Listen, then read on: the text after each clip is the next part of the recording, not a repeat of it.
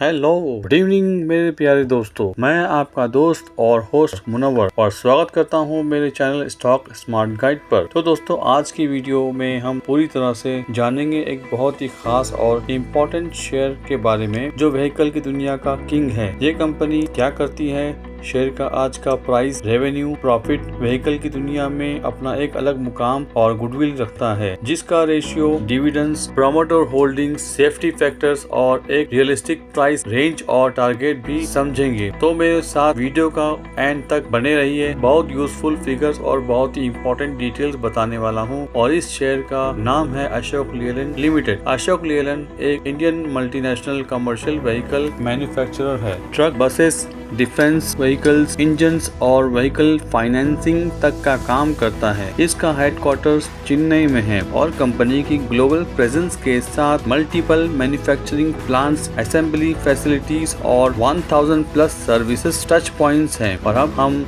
जानेंगे अशोक लेलैंड के manufacturing plants, offices, employees के बारे में। तो कंपनी के पास 9 to 10 मैन्युफैक्चरिंग प्लांट्स और ग्लोबली असेंबली फैसिलिटीज हैं, जो कि इंडिया, यूएई और यूके में हैं। और कंपनी अपने वेबसाइट पर 10 असेंबली फैसिलिटीज, 5 रीजन ऑफिसेस और 1000 टच पॉइंट्स में मेंशन करती है। Total employees approximately financial year 2025 में 9700 के आसपास रिपोर्ट हुआ है।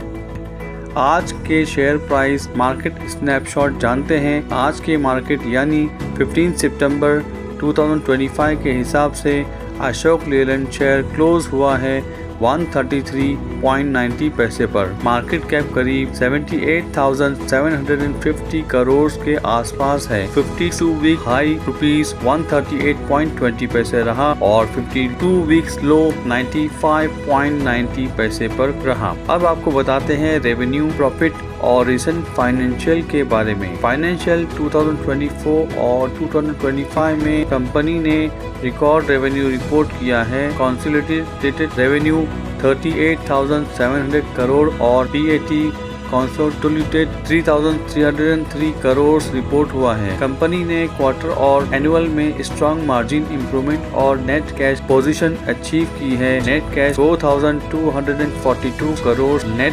डेब्ट से नेट कैश बन गया। क्वार्टर 4 स्टैंडअलोन पीएटी भी स्ट्रॉन्ग रही। क्वार्टरली नेट प्रॉफिट 1,246 करोड़ हुआ है। की रेशियो के बारे में जानते हैं।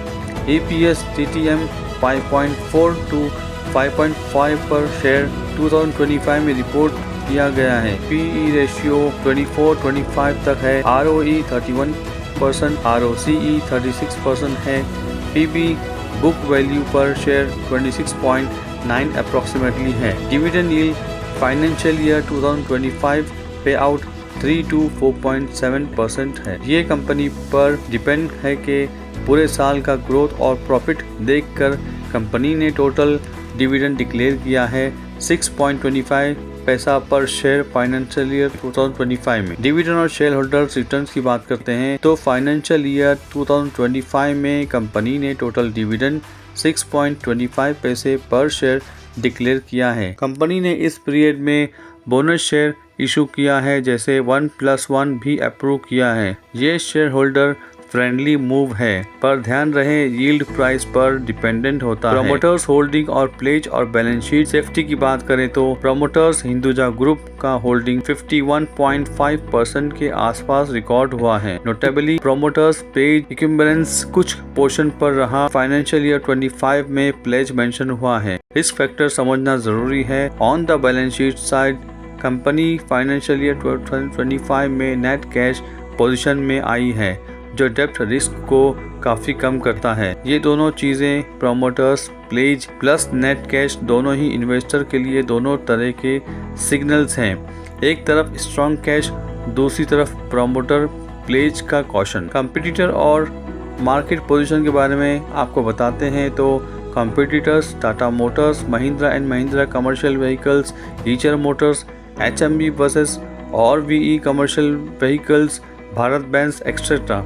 अशोक लेलैंड इंडिया का लीडिंग कमर्शियल व्हीकल मेकर्स है। बसेस में स्ट्रॉन्ग ग्लोबल फुटप्रिंट और डिफेंस व्हीकल्स में भी सिग्निफिकेंट सप्लायर है। दोस्तों अब जानेंगे इसके सेफ्टी फैक्टर्स, डेप्थ वर्सेस इक्विटी और risk points. Safety factors analysis करते वक्त देखें डेप्थ versus equity. Financial year 2025 net cash position 4,242 crore net cash, ये एक बड़ा पॉजिटिव पॉइंट है। Promoters pledge 41% of promoters holding reported pledge at एक पॉइंट इन्वेस्टर की नज़र में रिस्क फ्लैग है। Cyclicity, commercial vehicle sector cyclical होता है। डिमांड स्लोडाउन से रेवेन्यू और अर्निंग वोलेटाइल हो सकते हैं। इन सब को मिला के मार्जिन ऑफ सेफ्टी आपको खुद सेट करना होगा। अगले स्लाइड्स में मैं एक कंजर्वेटिव वैल्यूएशन रेंज दे दूंगा। Valuation estimated realistic target range calculation दिखाकर अब थोड़ा वैल्यूएशन फ्यूचर टारगेट में यहाँ simple EPS PE method use करूँगा। Conservative realistic target range based on EPS today 110 to 220 depend करता है फ्यूचर के PE multiple, expansion and earnings growth पर। अगर कंपनी कंसिस्टेंट ग्रोथ कंटिन्यू और मार्केट सेंटीमेंट इम्प्रूव करे तब हाइयर मल्टीपल पॉसिबल है, वरना कंजर्वेटिव साइड में करेक्शन आना भी मुमकिन है। क्या आपको अभी बाय, होल्ड या एग्जिट करना चाहिए? मैं डायरेक्टली बाय बोलने से परहेज करूंगा क्योंकि हर इन्वेस्टर की रिस्क टॉलरेंस और टाइम हॉरिजन अलग होती है। पर डिसीजन के लिए आप चेक करें, क्या आप लॉन्ग टर्म 3 या 5 साल के लिए इन्वेस्ट कर रहे हैं? क्या आप साइक्लिकल सेक्टर को हैंडल कर सकते हैं? क्या आप प्रोमोटर्स प्लेज, रिस्क और वैल्यूएशंस से कंफर्टेबल है? अगर हाँ, सिप और स्टैगर्ड बाइंग कंसीडर कर सकते हैं। अगर नहीं तो पहले थोड़ा और रिसर्च या फाइनेंशियल एडवाइज़र से बात करें। अगर आपको ये वीडियो यूज़फुल लगे तो लाइक करें, शेयर करें और सब्सक्राइब करना ना भूलें।